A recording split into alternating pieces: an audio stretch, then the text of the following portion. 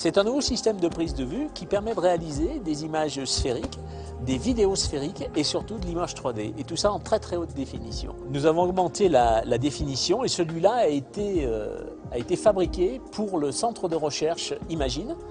Ce centre de recherche est spécialisé dans la photo 3D et dépend du ministère de l'Environnement et de l'École des Ponts et Chaussées. Le directeur de ce centre de recherche, c'est Renaud Kériven, qui a inventé le logiciel permettant, à partir de prises de vue haute définition, de réaliser de la prise de vue, donc 3 dimensions.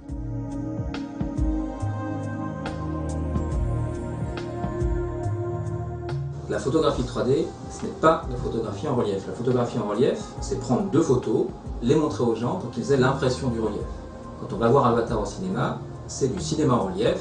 C'est comme la photo en relief qui existe depuis 150 ans, mais c'est voir en relief, c'est votre cerveau qui a l'illusion du relief à partir de 2 photos. La photographie 3D, c'est pas ça du tout. La photographie 3D consiste à prendre un grand ensemble de photos de ce que vous voulez photographier, et l'objet que vous photographiez maintenant est tridimensionnel. Vous pouvez vous promener autour, vous pouvez naviguer autour, vous pouvez aller dedans. La photographie 3D, si elle va jusqu'au bout, devrait être capable de vous présenter un objet un peu comme un hologramme, vous voyez, vous vous promenez dedans. Le jour où Avatar sera plus du relief mais du 3D, la salle de cinéma sera remplacée par une grande salle dans laquelle les gens pourront se promener au milieu de l'action en train de se dérouler autour d'eux. Donc c'est ça la photographie 3D.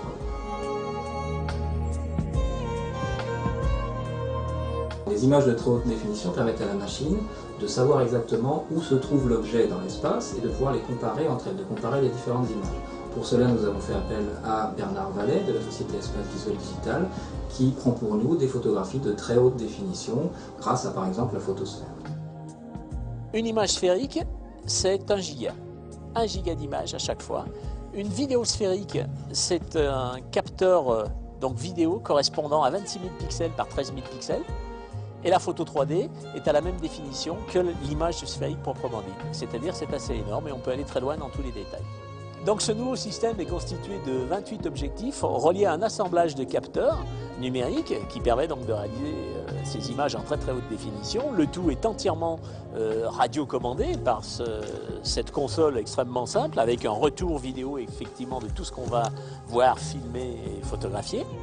Donc actuellement l'exostructure que vous pouvez voir est provisoire car on est en train de réaliser une exostructure avec des capteurs photovoltaïques qui vont apporter l'énergie nécessaire au fonctionnement de ce nouveau système.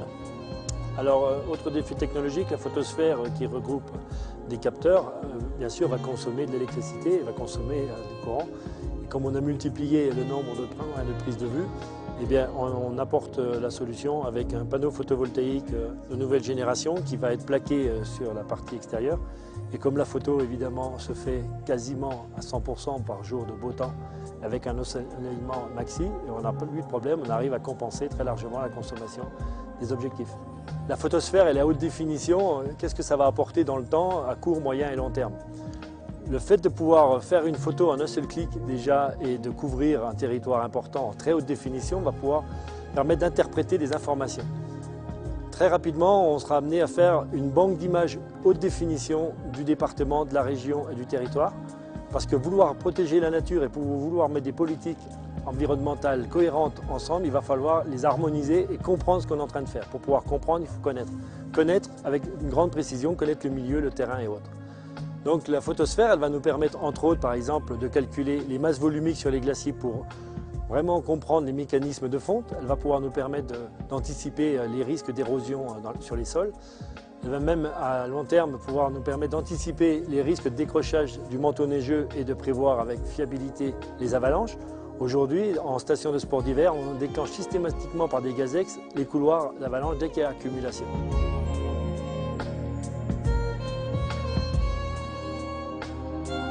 Alors dans toutes les applications touristiques, en fait, on est en train de découvrir chaque jour de nouvelles applications. Exemple, aujourd'hui, quand on arrive dans une station de sport d'hiver, on vous donne un plan pour aller sur les pistes.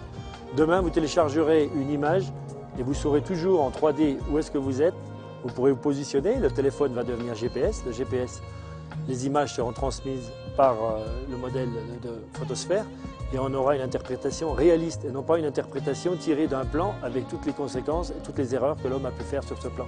Aujourd'hui, la cartographie, elle est inspirée de photos et ensuite traduite par l'homme. Quand l'homme traduit un plan, une photo et autres, eh bien, il y apporte sa conception qu'il a de l'environnement. Là, ce sera une conception réaliste, très haute définition, où dedans, il y aura beaucoup moins d'erreurs. Alors tant qu'on est dans des zones particulièrement bien cartographiées, où le cadastre et par recoupement, les informations peuvent remonter, tout va bien.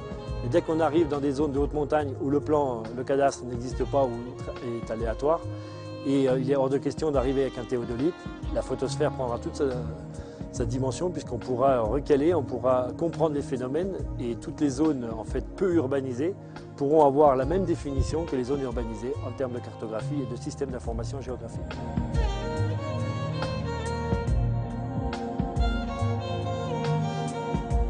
Alors la modélisation 3D des images va aussi nous permettre de faire le calcul des masses volumiques des gaz émis dans l'atmosphère. Actuellement, l'atmosphère, c'est quelque chose d'assez abstrait, on ne connaît pas vraiment, on sait qu'il y a des polluants qui se dissipent, on n'arrive pas à calculer leur migration et la volumétrie de ces polluants.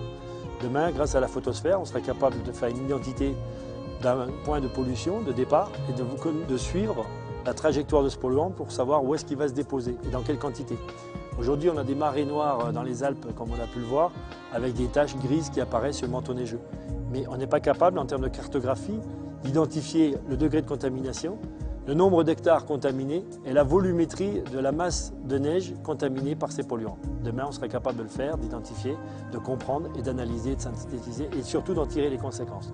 Bien connaître la nature et bien identifier le problème, ça sera déjà un outil supplémentaire pour pouvoir y remédier et s'attaquer aux causes et non pas soigner les symptômes et pouvoir faire la traçabilité en fait, de toute la problématique environnementale qui est une vision globale des choses et pas une vision partielle. L'intérêt de la photosphère dans cette vision globale, c'est qu'on a une vision non seulement 3D, large, avec une compréhension. Aujourd'hui, quand on assemble des images, on n'a pas de compréhension des événements. Et ensuite, il est très difficile, sans définition, de pouvoir identifier par exemple les zones humides, les zones sèches, l'identification de la faune, de la flore et de plein de paramètres, puisque l'intérêt, c'est de pouvoir matérialiser pour l'éternité en numérique une banque d'images irréfutable et qui servira de base de réflexion pour savoir qu'est-ce qu'on fait dans l'environnement, comment ça évolue et à partir de quel jour on a cette dégradation et pouvoir dater de manière irréfutable tous ces éléments.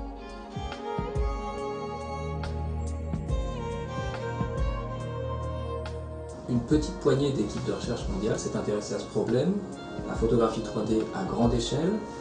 Au jour d'aujourd'hui, nous sommes ceux qui auront les meilleurs résultats en termes de précision et de capacité à traiter des grandes photographies 3D. Les logiciels que nous créons à Imagine seront bientôt disponibles à travers la société 3Digit dont je suis responsable.